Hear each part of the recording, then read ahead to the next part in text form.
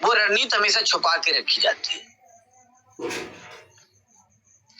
हम उतनी ही चीजें आप लोगों के बीच में रखते या रख पाते हैं जहां पर कानूनी बाध्यता या कोई अड़चन इस तरीके की ना आए जिससे कंपनी के अगेंस्ट में वो बात चली जाए या कंपनी को नुकसान करे।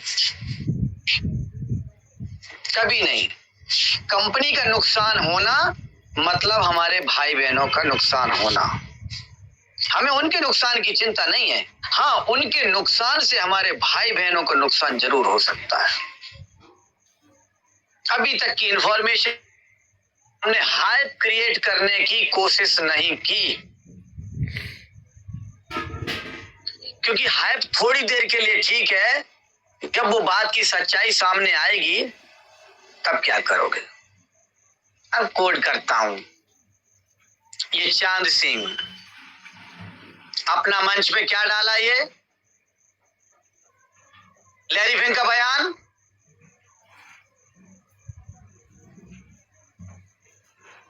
कुछ समझ में आ रहा तारतम्य? अलग से नीचे लिख रहा है, अब भी ट्रेजर एनएफटी को नहीं समझे तो कब समझो, नोवा एनएफटी को नहीं समझे तो कब समझोगे। अरे उसके बयान में कहां पे नोवा एनएफटी ट्रेजर एनएफटी लिखा है? ना पता ना नहीं, कुछ भी नहीं है, मैं भी देखता हूँ।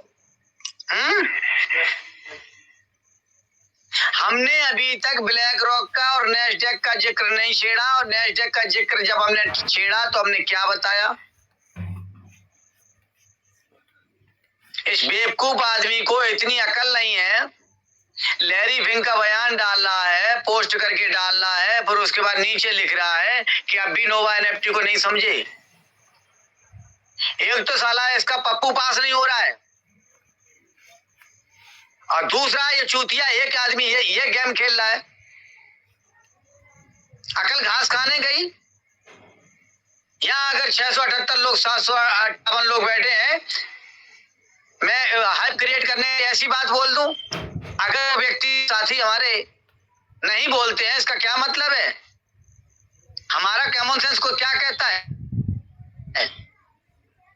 कि हमें वो बात रखनी चाहिए कि अगर कोई साथी अपना माइक खोल करके हैंड रेस करके जब उसको अवसर प्राप्त होगा और वो बात कहेगा कि दुबे जी तुम चिल्लाते चीखते बहुत हो, जरा इसका मतलब बताओ, मैं क्या करूंगा?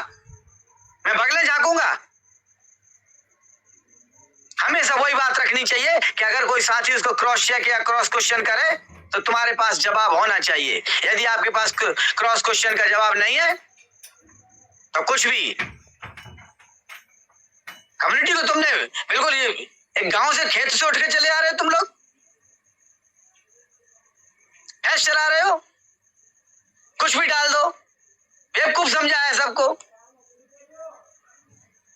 दो हमें तर्क तत्व डालूंगा मैं, लिखा निकाल लिया पहले, ऐसे नहीं आया हूं मैं, पूरा कच्चा चिट्ठा निकाल के लाया हूं। अभी पढ़ोगे पगला जाओगे। और मैं कई बार आपको इशारा दिया, ब्लैक रॉक से किसी भी प्रकार का कोई भी संबंध नहीं है, तो फिर उसने जिक्र क्यों किया? जिक्र किया था कि तुम लोग उतावलेपन में इतने वो हो। ये एशियन कम्युनिटी की बात कर रहा हूं। एशियन कम्युनिटी की एक आदत है कि जिसका पैसा जिससे चाहिए, अगर वो बार बार समय मांग रहा है तो फिर किसी दूसरे आदमी को सहारा लेना पड़ता है। भाई फलाने सिंह फलाने डेट को देंगे, भैया तुम कह दो एक बार। उन्होंने कहा हाँ ठीक है ये दे देंगे, नहीं दे देंगे तो तुम दोगे? हाँ बोले हम दे देंगे, और ठीक, फिर उसको तसल्ली हो जाएगी। जिसको जिससे लेना है उससे तसल्ली उसको नहीं मिलती। ये हमारी भारतीय में सोच है। कब तसल्ली मिलती है?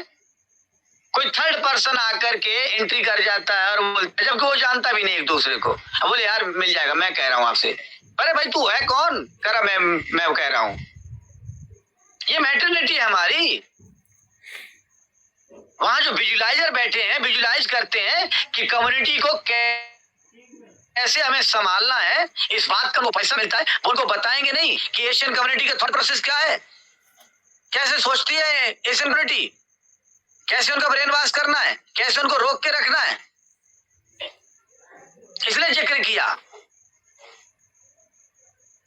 अभी तक किसी के पास कोई वो मिला है